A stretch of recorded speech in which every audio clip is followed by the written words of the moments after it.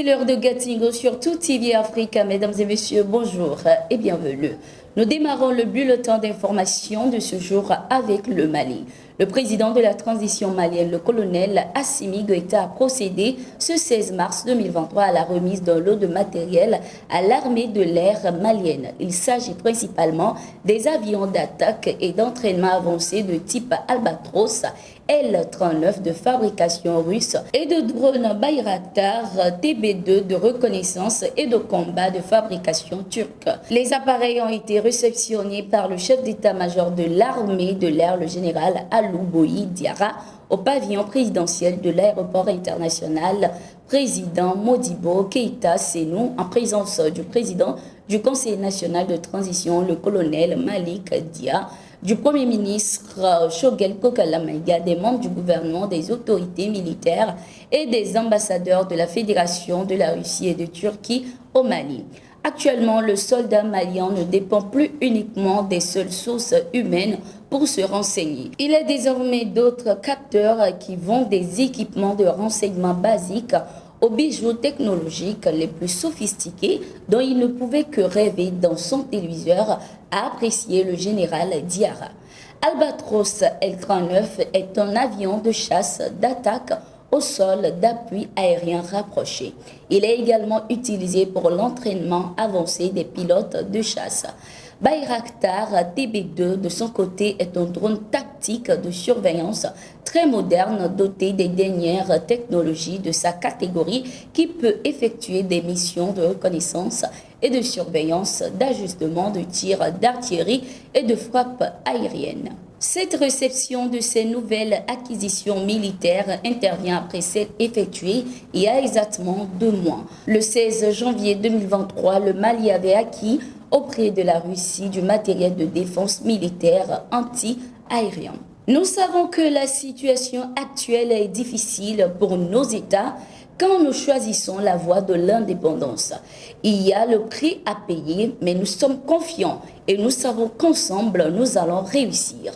C'est la déclaration du ministre de la Défense malien Sadio Camara ce 16 mars 2023 lors de sa rencontre avec le président de la transition burkinabé, le capitaine Ibrahim Traoré à Ouagadougou au Burkina Faso.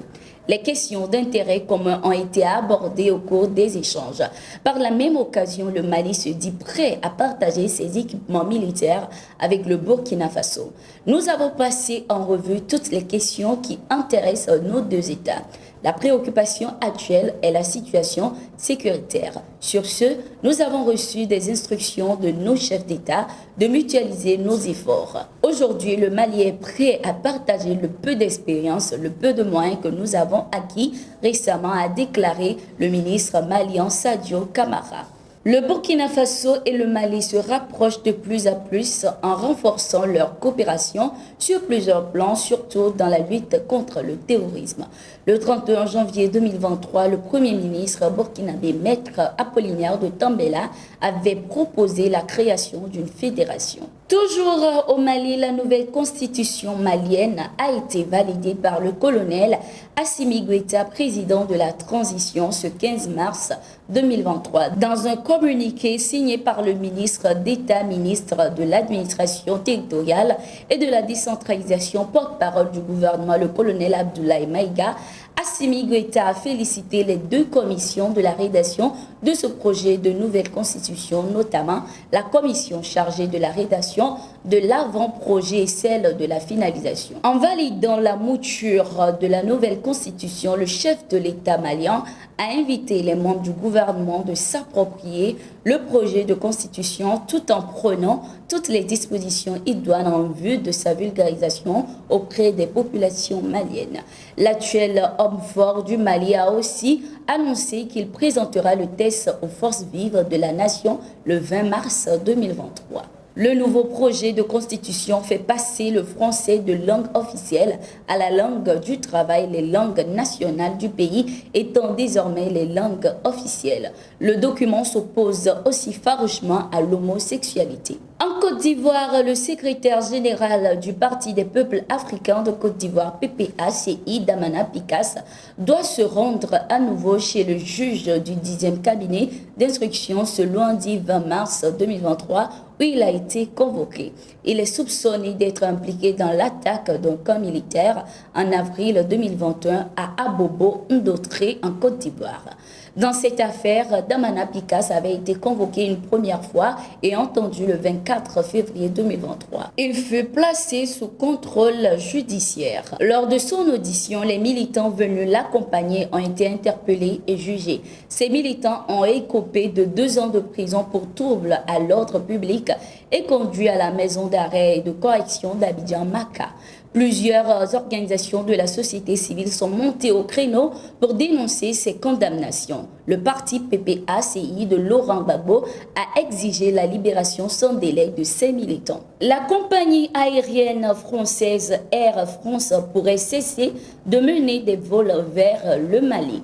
L'agence invite ses adhérents ainsi que ses pilotes à exercer leur droit de retrait afin de ne plus voler vers Bamako. Selon le site d'information Mali Web, cette décision est justifiée par des motifs d'ordre sécuritaire. Cette déclaration intervient alors que l'agence américaine supervisant l'aviation FAA a récemment évoqué un risque accru pour les appareils commerciaux desservant ou survolant le Mali à toutes les altitudes. La FAA avait mis l'accent sur l'installation par le groupe russe de mercenaires Wagner de batteries de SA-22 Patsir capable d'atteindre une cible distante de 36 km. Interrogé par l'agence France Presse, Air France a déclaré suivre en permanence l'évolution de la situation géopolitique des territoires qu'elle dessert dans le Mali afin de s'assurer le plus haut niveau de sûreté et de sécurité des vols. Air France soutient aussi que la FAA américaine, de son côté, émet des recommandations qui sont examinées avec le plus grand soin par tous les acteurs du secteur. La compagnie aérienne Air France effectue une rotation par jour entre Paris et Bamako, la capitale malienne. Merci d'être resté avec nous. C'est la fin de ce numéro de Gatingo. Nous sommes en continu sur nos différentes plateformes et sur notre site d'information, le www.toafrica.com.